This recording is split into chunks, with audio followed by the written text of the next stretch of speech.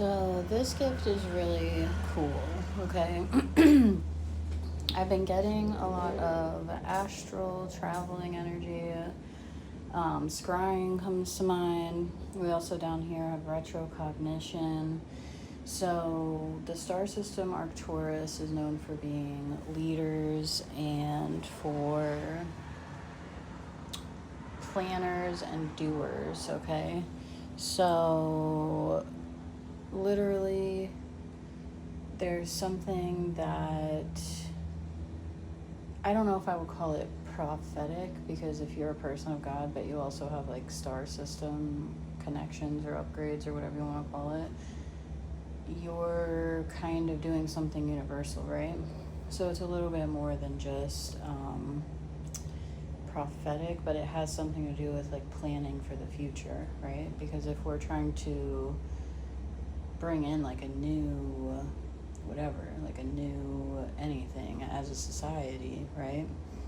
We have to have someone who's kind of like setting the framework, right? Because you can't build a house unless you have a good foundation. So it's not just the foundation, though. It's like all the parts of it.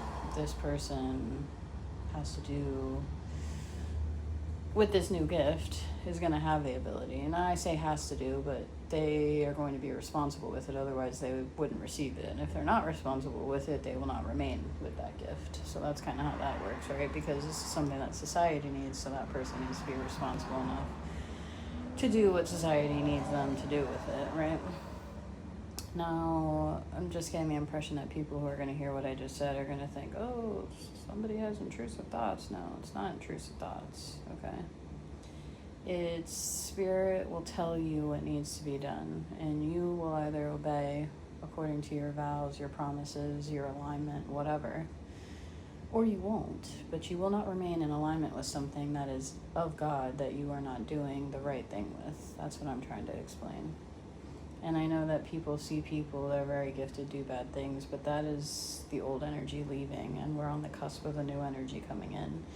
And those people that do the wrong thing with their responsibility will remain in a lower timeline and a lower consciousness, okay? And they will end up having to figure out their own divinity in order to get back to where they once were, because if they don't do the right thing. So you see how it's not intrusive thoughts, it's do the right thing or your actions will align you accordingly, right?